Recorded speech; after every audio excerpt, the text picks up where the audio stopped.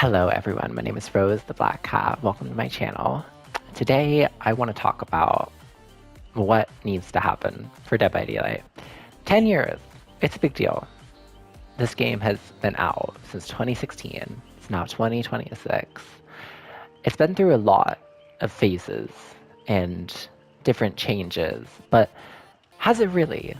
This is a sentiment that I've been feeling and that I notice a lot of people in the community are feeling, is that the game feels the same in so many ways, especially the ways that just keep being pain points. Like, I'll start with the killer side, because let me just put this out here. I believe that the killer role is in the state of the game with the meta.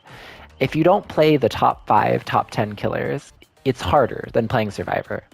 You just have to put in more effort to do well as a killer than you do as a survivor, generally speaking, especially because survivors are just skins. So you can bring whatever perks as any survivor you want. And basically you're always playing like the quote unquote top tier survivor. There is no tiers of survivor. So with killer, if you don't want to play somebody who's like top 5, top 10, then you're basically shooting yourself in the foot. However, a lot of those characters who every killer is pretty much fun in their own unique way. And a lot of the killers who are the most fun are sometimes like the mid or weak killers who just cannot keep up with the state of the game. And so what I really want to see change in year 11 and moving on, right, is that we see so much new content, we see so many new skins, we see all of this flashiness that's trying to grab new players.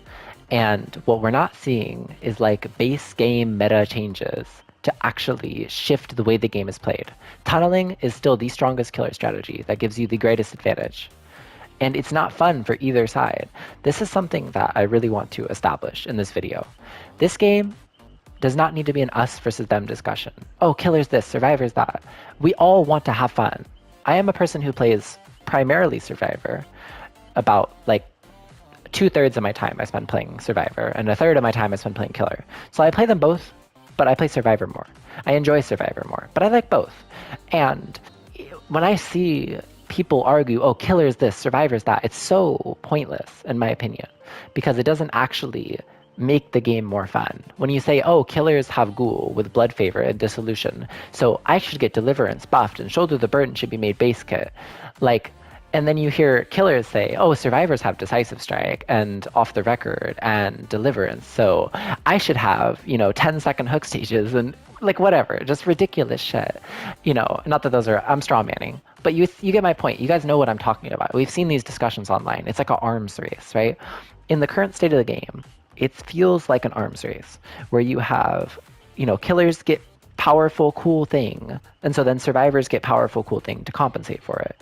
And then as the time goes on, you have sometimes really old perks like Sprint Burst that have been in the game since it started and have basically gone unchanged for almost the entire length of the game. Sprint Burst has, ever since it became 40 seconds, exhaustion doesn't go away when you're running, 50% haste for 3 seconds, it really hasn't changed for like 9 years.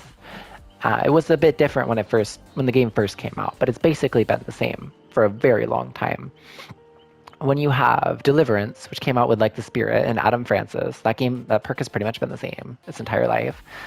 You have Shoulder the Burden recently, right? New perks that come out have to compete with old, busted perks that have been in the game for a long time. And it's like, I mean, We're Gonna Live Forever has been in the game since David and the Huntress.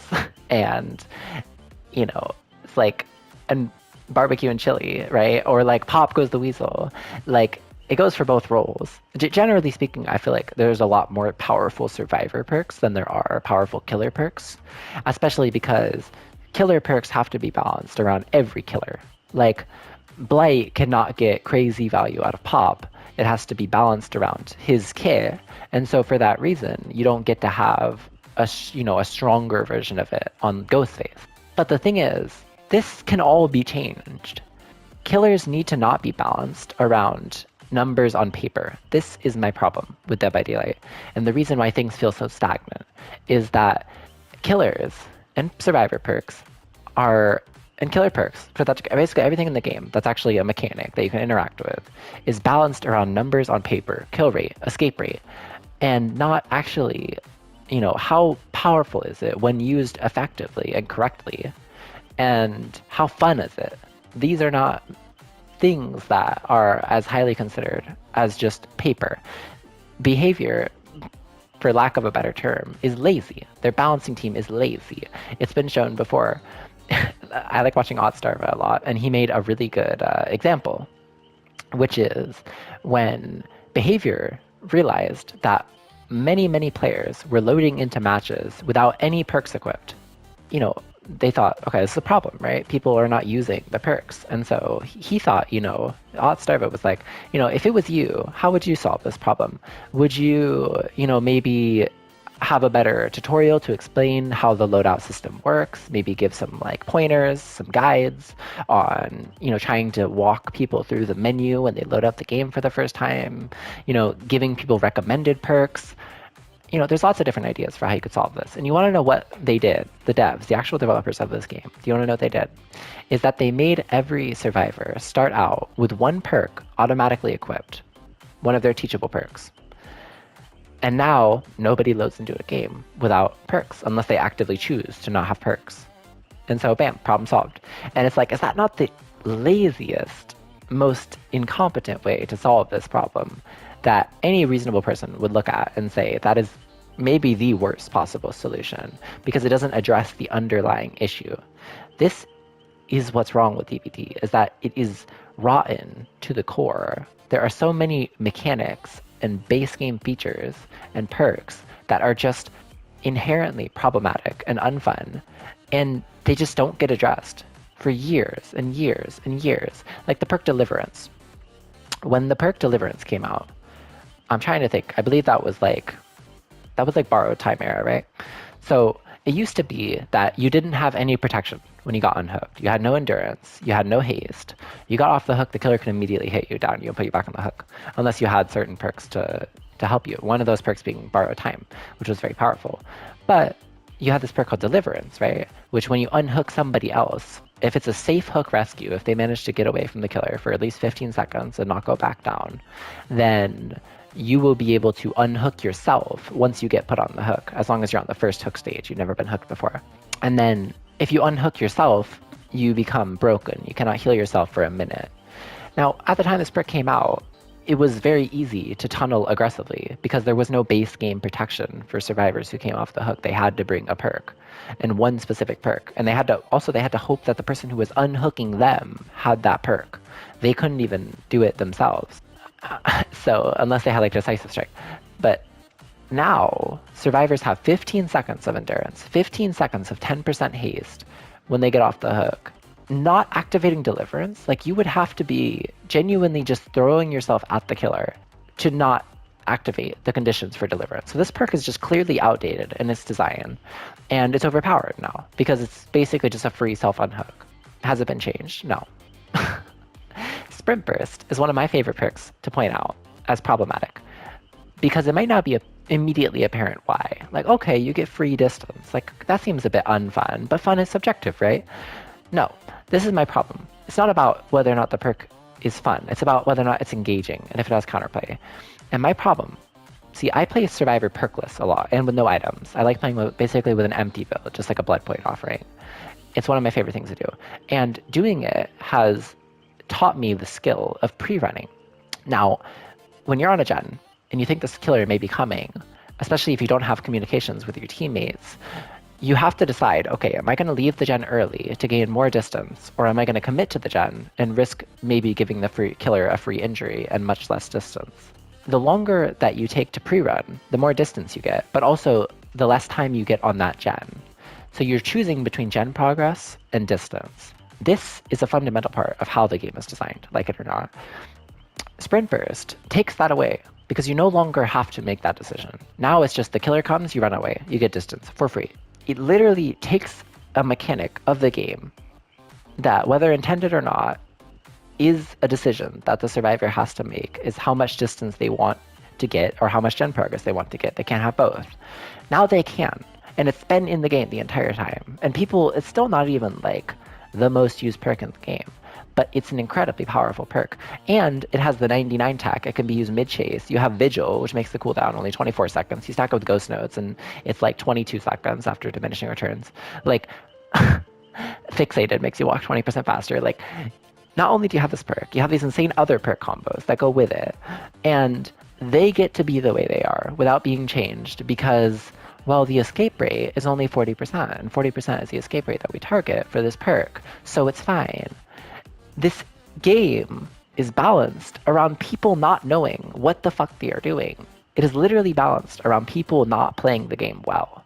You're saying, okay, survivors have this escape rate with this perk, so that means it must be fine, or it must be, well balanced. Or if it has a low escape rate, it must be weak, right? Vigil did not have a high pick rate and had a low escape rate back when it was like 30% or whatever it was. I think it was like 30 or something before they giga buffed it. And the perk was fine. Everybody thought the perk was fine for the most part, other than like, survivor players who don't know how to use it or don't know how to get value out of it. And so then they made it 66% faster recovery rate. So because people don't know how to use this perk, and people were choosing not to use this perk because it was a perk that gave situational value or wasn't, the best perk in the game, it gets buffed like crazy because people are bad at the game. And it's like, this is the problem, right? Is that if you play killer, right, I want you to count the number of mistakes that those survivors make. How many times did they not take the most amount of distance? How many times did they not pre-run early enough? How many times did they take an injury where they really didn't need to? How many times did they unhook in front of you and allow you to pressure the tunnel out? How many times did they let you tunnel them out without any kind of resistance? How many times did they not take body blocks? How many times did they not play in the most optimal way possible? I will bet you that it's like 30, 40, 50 times per match. Like an insane number of mistakes that these survivor players make. And yet, most of the survivor perks, especially the ones that get used, basically all the survivor perks that get used regularly, pretty much just allow you to make mistakes more often with less punishment. Which is like, how frustrating is that? That, like, we literally design our perks around just letting people be worse at the game. And that's all the popular perks. All the popular perks are that. There are perks that are not that. There's perks like Duty of Care, which I love, which when you take a protection hit for somebody else, all survivors within 12 meters of you gain 25% haste. So you take a hit for somebody else, and now everybody gets a speed boost. It's great. You did something good, you get a reward. But you know how popular that perk is? Extremely unpopular. Is it powerful? Yeah. Is it reasonably balanced? It's fine, maybe a little overtuned, but the fact that you have to be healthy is like a reasonable condition, and the speed isn't that crazy, especially with mobility killers that can take advantage of it. So it's probably fine, but will that perk get buffed? Maybe. Want to know why? Because it probably has a low pick rate, and it probably might not even have that high of an escape rate, other than the fact that, probably only like decent survivor players use it, so maybe that helps. But the thing is, if you balance on paper, if everybody ran Duty of Care, I bet the escape rate on that perk would plummet. And then the devs would be like, oh, we need to buff this. And it's like, no, the perk is fine. You just have a bunch of people who don't know how to take hits, who are taking hits for people, who don't know what to do with that extra speed. It's like the perk Babysitter, right? That perk is kind of busted, like it's kind of overtuned. You unhook somebody else, they get 10% haste and no scratch marks for 30 seconds. You get to see the aura of the killer. But the problem with that perk is that you give 10% haste and no scratch marks to an idiot who doesn't know how to loop, and they're gonna just throw like they would any other time because they don't know how to run a tile, they don't know how to play a filler, they don't know how to greet, they don't know how to run 50s, they don't know how to shift tech, they don't know how to do any of these things because they're not explained in tutorials. Because like a shift tech, like there's so many things about this game that players have discovered over the years of playing it that are just not explained in tutorials. You literally have to go out of your way to watch YouTube videos, to talk to the community. You cannot just load up this game and play it and understand these mechanics. There is no in-game tutorial system. There's not even individualized tutorials for each killer. Like, I've had experiences where I'm like, oh, I don't know how to play against the Singularity. I don't know how to loop them. I don't know their, unique text or counterplay or the macro. I don't really understand how this killer works at all. And so, what I would like to do is go find a resource in the game that says, hey, here's how this killer works. Here's all the numbers on their power. Here's how long their cooldown is. Here's the range of their shooting. Here's the range of their biopods. Here's the length of time that their EMPs get disable them. Here's, the fact that like standing next to another survivor who's slipstreamed makes you slipstreamed. That's not even like, you wouldn't even know that unless there's some tip that shows up on the loading screen when you're playing against the Singularity. That only shows up 3 times that you're fighting that killer. Only the first 3 times that you fight a killer do you get tips about them on the loading screen. And if you want to learn about that killer in your free time, good luck. You have to go on YouTube. I had to like go watch Jera's video. Thank you, Jera. Great Singularity meme. Has great videos. I had to go out of my way just to find YouTube videos to learn about this killer because the game will not help me, right? I was bad against playing against the unknown or like Vecna, like these kind of complicated niche killers who don't have very high pick rates, who have unique specific counterplay that's, unintuitive to learn and play. Or even like Nurse, a classic one. A lot of people don't know that the Nurse counterplay is like pretty simple. Not that she's not a strong killer, but just the counterplay is like you have to loop Nurse in a way that's completely different from how you would loop any other killer. You don't play tiles. You constantly break line of sight. You might run back into the killer or do things that are really unpredictable because it makes it hard for her to tell where you're going. Distance is everything. Run edge map so that she, has a harder time blinking. Like, none of these things are explained or obvious. You have to go out of your way, out of the game. You cannot learn them in the game. You have to go out of your way to learn them. Okay, so what do I want is the question. First of all, I want in-game tutorials. I want a tutorial for every killer. These could be even just made by people who are... There are people who have there's like a person who has like 7,000 hours on Ghostface, like 4,000 hours on Vecna. Like there are people who have insane numbers of hours on an individual killer who have already made incredibly comprehensive guides. You could probably ask them like, hey, make a simplified guide that explains all the mechanics of this killer and, certain important texts and, pieces of counterplay that are good to know and, condense it into maybe 5-10 minutes and then we'll make an in-game tutorial and we'll put it next to that killer.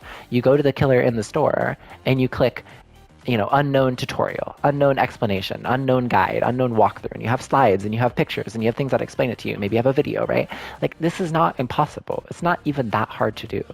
If you have that for every killer, that would help Survivor players massively. And especially it would allow the game to stop balancing around people not knowing how the game works. This is the main problem. This is why killer players are so unbelievably frustrated, is because, you might even have a high kill rate. You might have like a 70-80% kill rate.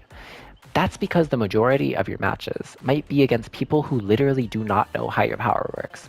For example, Chucky is one of my favorite killers to play. Most players that I go against literally do not know how Chucky's power works. They don't know how the slice and dice works. They don't know how the strafing works. They don't know how far you can flick. They don't know about the scamper counterplay. Like half the people I go against don't even know that scamper is basically useless in chase and that it's extremely easy to counter. And then a lot of people I go against, they don't know that they can see my footsteps through a wall. Like they don't understand how my killer power works. It's crazy. We need better tutorials, period. So I say individualized tutorials for each killer and just a better introductory tutorial and something that is not just oh, here's how to drop a pallet. Here's how to vault a window. Here's how to, here's the killer. The killer puts people on hooks. Actually give people something that explains how the game is meant to be played, that explains what the game is. People don't understand that this game is like a time management game, that everything is against the clock.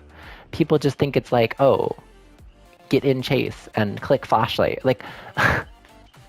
If we cater to these people who don't understand the game and don't want to learn about the game because we don't give them in-game resources on how to play the game will just continue to suck for anybody who actually wants to get good and wants to learn and wants to understand how this game is played and wants to be the best they can be. There is a world where you can have a complex game with a lot of different characters and a lot of mechanics that is well balanced and is, not super unfriendly to new players and is, good for people who have a lot of experience. Like Overwatch, I would say is a good example of that, where you get into it and you're like, whoa, there's so many different characters and so many different powers and so much stuff to learn. But they give you a practice range where you can go in and you can play as any character you want and you can literally just use their power and you can just play with them and you can just see how they work, learn their cooldowns, learn their timing, learn their range. Like, why do we not have that? Like, why can you not go into a custom game against a killer bot and practice against a killer bot? Like, why is that not a thing? So if you're a Survivor player and you want to learn how a specific killer works, you cannot have just a bot of that killer go around and chase you so you can just get a feel for their mechanics. You have to play them yourself, or you have to go out of your way to watch somebody else play them so that you can get a feel for how they play. And even in doing that, you might not learn like the high level counterplay. Like I learned Billy, for example, and I'm not a great Billy. I can play Billy though. I'm a decent Billy. You know, I have a relatively high kill rate, mostly because the survivors I played against did not know how to play against me. And, you know, I can control the character, I'm decent, whatever. It wasn't until I started to have like, you know, multiple hours of like time in matches, like, you know, tens of matches, like once I had played him for like a decent little while, like a couple weeks, then I started to get some survivors who were actually decent, who knew the counterplay, who knew how to play against me. And then I felt worthless. Like I felt like useless. Like I could barely play the killer. And it was humbling. And it's like, you cannot expect everyone to be like, oh, I struggle with this killer. I don't really find them fun to play, but I guess I have to play them for like 5 hours of in-game match time just to actually understand their kit and what the counterplay is. And it's like, you know, if I don't find Ghoul to be fun to play personally. I don't mind Ghoul. I think Ghoul is a fine killer, fun power. That's maybe a controversial take, but I just don't like playing them personally. It's not my cup of tea. It doesn't butter my bread, whatever. But if I want to learn about them, I can't, like, I'm not just going to play them. Like, I don't find them fun, right? So I have to go out of my way, out of the game, to go learn about them. And then, even if I learn about them, like, that's not the same as actually applying that information in-game, right?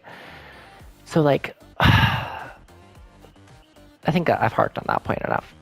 Better tutorials, especially for individualized for each killer. Also, point 2, please change the way balancing is done. Do not balance around the lowest common denominator. And you can't do that until you have the tutorials. That's why I brought that up first. We need the tutorials. We need better explanations. We need to actually give people in-game resources, guides, and opportunities to practice as and against each killer. The fact that it's not done yet is just embarrassing. It's been 10 years, guys. Like, and we still don't have the ability to play against a killer bot just so we can practice playing against a specific killer. Because how the hell else am I supposed to practice against a Skull Merchant when she has like less than 1% pick rate? Like, and she's somewhere around 1%. I might be wrong. But you get my point, right? How am I supposed to practice against this killer that I might not see for 3 weeks or a month straight? I might play Survivor every day and not see her for weeks at a time. And then Overwatch just has a practice range where you can just play as any character you want and get a feel for how they play. And it's mind-boggling. And then also, the balancing. This is the thing. Once you have the tutorials, you can change the way balancing is done. We need to balance around optimal gameplay. Because Mint School made a point that I love. Mint School said that when this game is played optimally, it's really boring. And that made me really sad, but it's also really true. Like if you see people play this game in a competitive setting, or especially in like an unrestricted, recently I think Hens was a part of an unrestricted tournament where they could bring whatever perks they wanted, whatever add-ons, whatever killers. And you know what happened to almost every game? Is that the survivors did the gens ludicrously fast. The killer barely had any hooks by the end of the match. And they all brought endgame builds because those are the strongest killer perks. Because they give the killer a chance once all the gens have been done, which they just really have very little power over. And also, all the killers, for the most part, played very high-tier killers. Ghoul, Nurse, Blight, like killers who can stomp against 99% of players when played effectively. And the thing is, you know, Nurse actually has one of the lowest kill rates in the game. Why? Just because she's hard to pick up and play. Not that she's even an especially hard killer to play. I would argue that if you've played Nurse for like a day or two, like just play a few hours of Nurse. Play like 2 or 3 hours of Nurse. Again, this is a point that Oz made. Oz, like, we need to listen to him because he has such like just a reasonable opinion and such a good mind for like what makes a game fun and how this game should be, in my opinion. But he was like, if you give the average person and just let them play Nurse for a few hours, they will start doing really well. Nurse is like a character that is hard to play on your very first round. Like 1, 2, 3 games of Nurse. It's going to be tough because her power is so unintuitive and different, and you have to learn the charge time and the cooldown. But those things aren't even that hard to learn. And then once you learn that, then it's like it's not that hard to play. But she's a character that people pick up. She's harder to play on controller. A lot of people play on console, right? And she's very hard to pick up and play for the first time. So a lot of people pick her up, they play her, they don't do very well, they get their asses kicked, and then they never play her again. Or they don't play her again for another few months, and then the cycle repeats. Every time they pick up Nurse, they do bad, so they don't play her. And then they never get good at her. And so Nurse has this low kill rate, even though you look at the top Nurse, like the top Nurse players who have like 1,000 game win streaks, and it's like, but this killer is fine, I guess. And you look at her ability to tunnel, it's crazy. Like if you get off hook against a good Nurse and you just die in like 30 seconds, like, and you can't even body block against her because she can teleport through people. But she's fine because she has a low kill rate. Because I don't know how to play her. I haven't learned the charge time and the cooldowns. So she's a hard killer. Like, shut up. When you balance, like Blight, for example, right? Blight is a hard killer to pick up, even more so now that he's gotten some of his goofy, cheesy strategies removed. Like now that he's 4.4 and he loses tokens when he kicks a pallet, you can't zone kick, you can't play M1 Bloodlust Blight as effectively, right? So now you actually have to be good at using his power, and his power has always been hard to use, like totally hard to use. And in fact, Blight is one of those killers where, like, unlike Nurse, where you could just play her for like a few hours and then kind of get it, and you have all the muscle memory down, and you're just like, you can do pretty well. Blight is one of those characters where you can spend a long time playing him and not really get the full extent of his power for a very long time, because it genuinely is a very difficult killer, and you have to learn all the setups around different loops, and there's a lot of complexity to his kit. But once you get that, it's crazy. Like, his potential is so sky high. But the thing is, most people will never get there because he is hard to learn. He is hard to play. It's like Billy, right? A lot of people pick up Billy, they play him, and it's like, wow, this is really hard. This is really uncomfortable, really awkward. And so then they stop playing him, and then the number one Billies in the world are fucking people up every single match.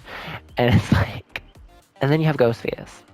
And Ghostface is like, I kill people who are uncoordinated because I sneak up on them and I grab them and I expose them and they don't get away, and I have drop fake knife sheath and I get 10% haste, and I kill uncoordinated survivors. And then once you're into a team who actually knows what they're doing and is even just the slightest bit locked in, you get your fucking ass handed to you. And you have to do so much work for so little payout. And it's like, because he is a killer who just has an easy start, because he usually gets some kind of sneak up on somebody, stalk, early down, early hook, early pressure. Because of that, and because of the fact that he can camp relatively effectively by, stalking people. If you hook someone out in the open, you get stalked, you get down, you get exposed, and then you're liable to get insta-downed. Like, because he has an insta-down and he has stealth, he doesn't get to be that strong, even though everybody knows he's a weak killer.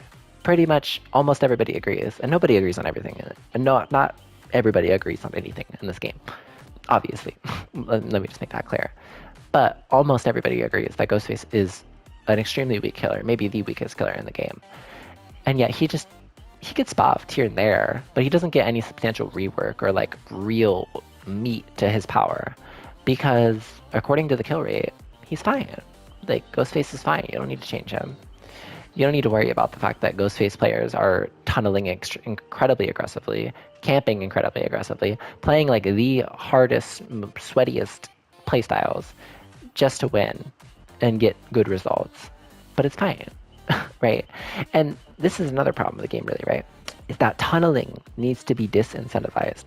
And I'm not talking about 9.2.0 PTB, cut the killer's legs off if they tunnel somebody.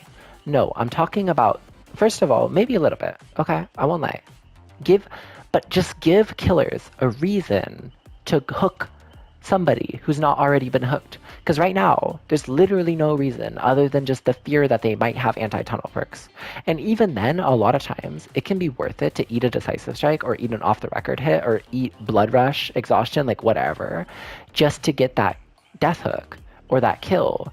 Because getting a kill or getting somebody on death hook just generates so much pressure that it oftentimes just outweighs the risk of not spreading hook pressure or eating anti-tunnel perks. Oftentimes it can be worth it.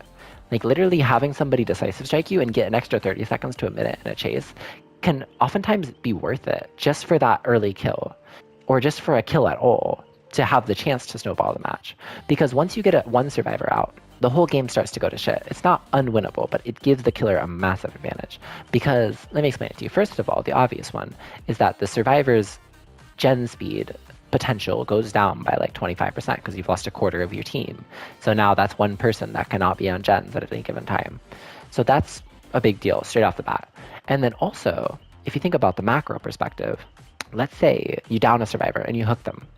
Now you have two people who are on gens. One of those people is going to have to go for the save. They have 70 seconds to make a rotate and to go for the save before either a death happens or they reach second stage. Now, if you catch that person who's rotating, now that other person has to go for a save.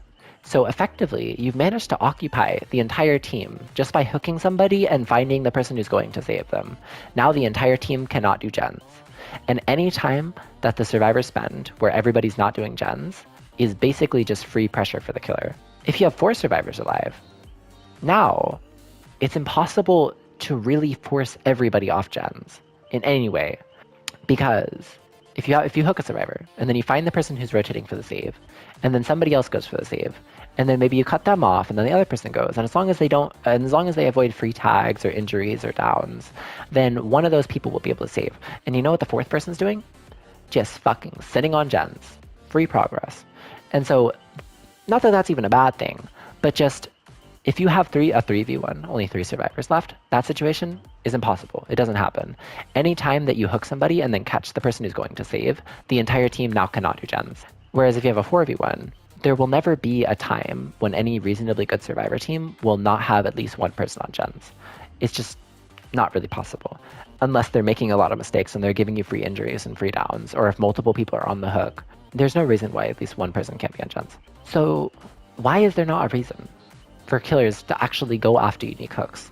This is something that was tested and proposed in the 9.2.0 PTB, which a lot of people liked, is the idea that you should have an incentive. Like, I hook somebody that I haven't hooked before, and now maybe I get some speed, or I get some info, or I get some, stealth, or they didn't even test that. But, the possibilities are endless. But the idea is you go after a unique hook and you reward the person. See, generally speaking, it's a better philosophy to reward someone for doing something that you want them to do than it is to punish them for doing what you don't want them to do. Because you have to look at, why is this person doing this behavior that I don't like?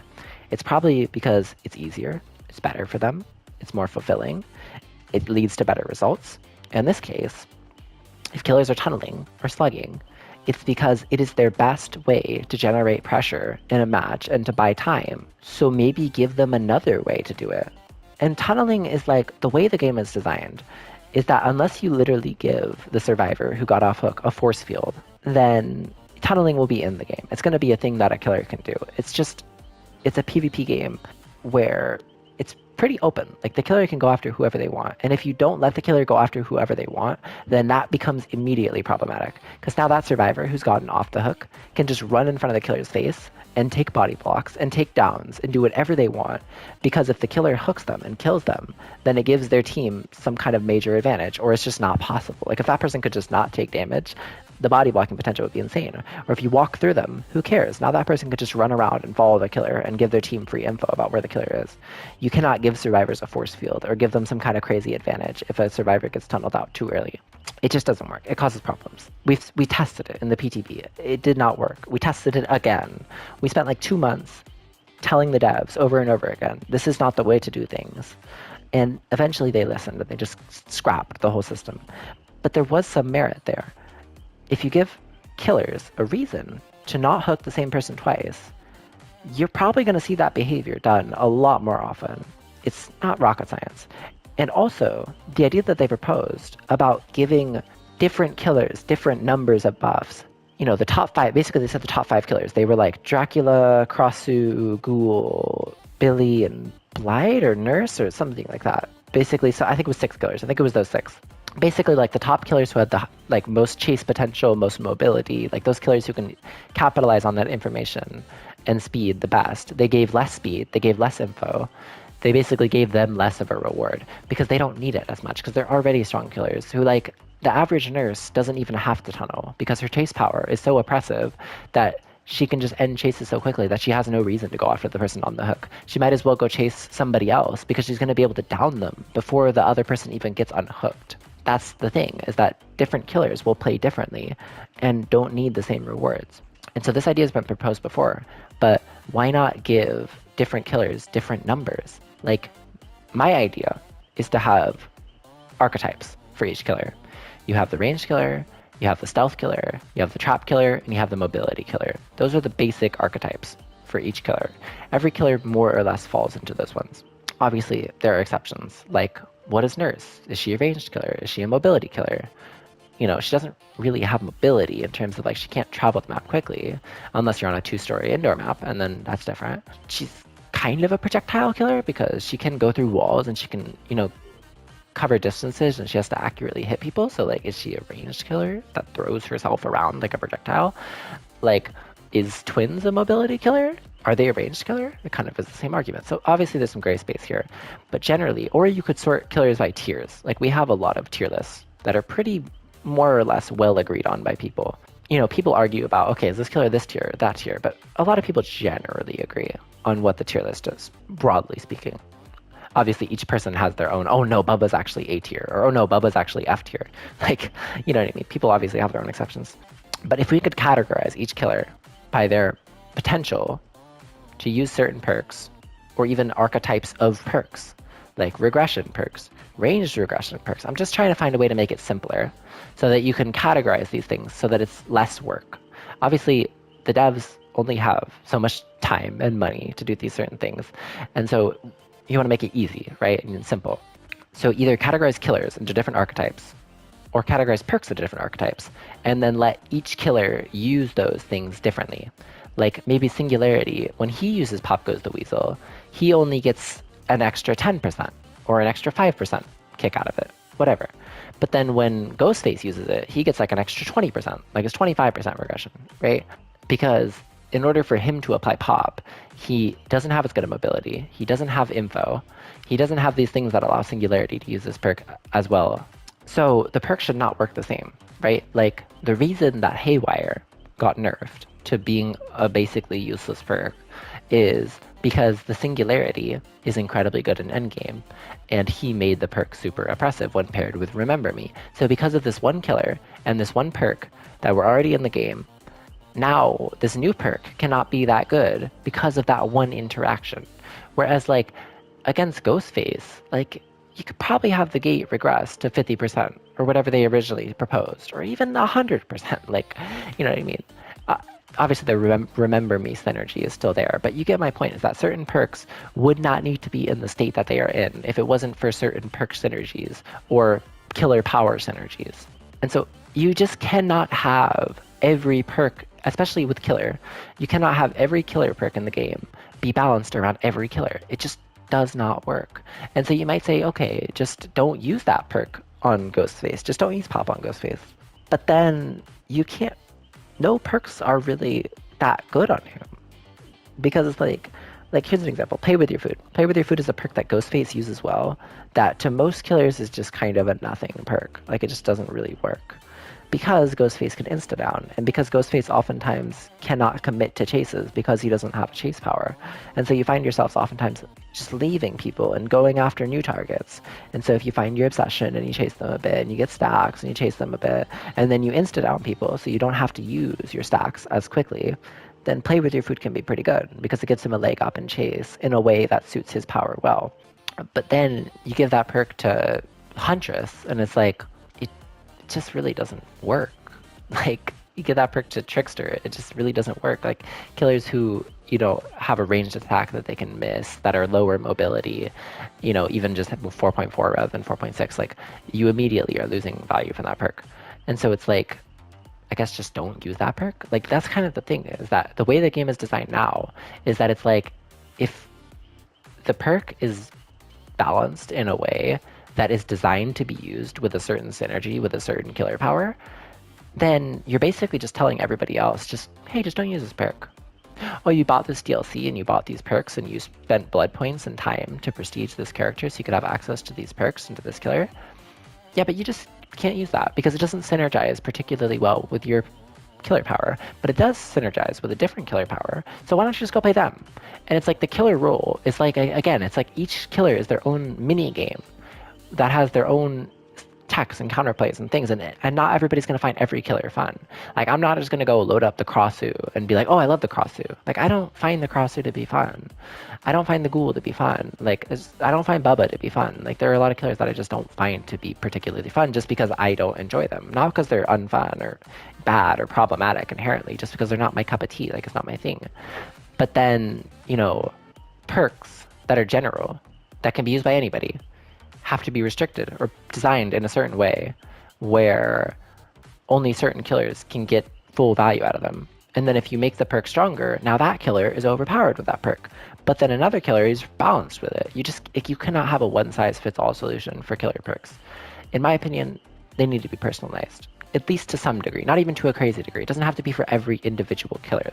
It can just be based on archetypes, based on general tiers, based on some simplified list that you can just throw killers in. Like, they've shown that they're willing to do this, that they literally made a list of like 6 killers that they're like, these are the really strong killers, and everybody else is just, we don't care about as much. Like, they literally showed that they were willing to do this already. So it's not out of the question. And then I would say that's it. I really just want to see this year be a year of balance. Make the game more accessible for newer players. Make the game more accessible in general. Give us in-game resources to actually allow us to practice and understand the mechanics in this game, because they're not really explained in the game at all. You have to go out of your way to learn about them, which a lot of people just don't want to do or don't know that they have to do. And so then you're basically feeding this attitude of entitlement where it's like, I shouldn't have to learn about this game. I should just have a perk that lets me last longer in chase without having to actually understand what I need to do to last longer in chase. And so hook stages get longer, perks get stronger, killers get stronger. It's an arms race. And this cannot continue. People call it whatever you want, arms race, power creep, bloat. It's all real. It's all happening. We all feel it, whether we realize it or not. And it needs to stop. It needs to change. Period.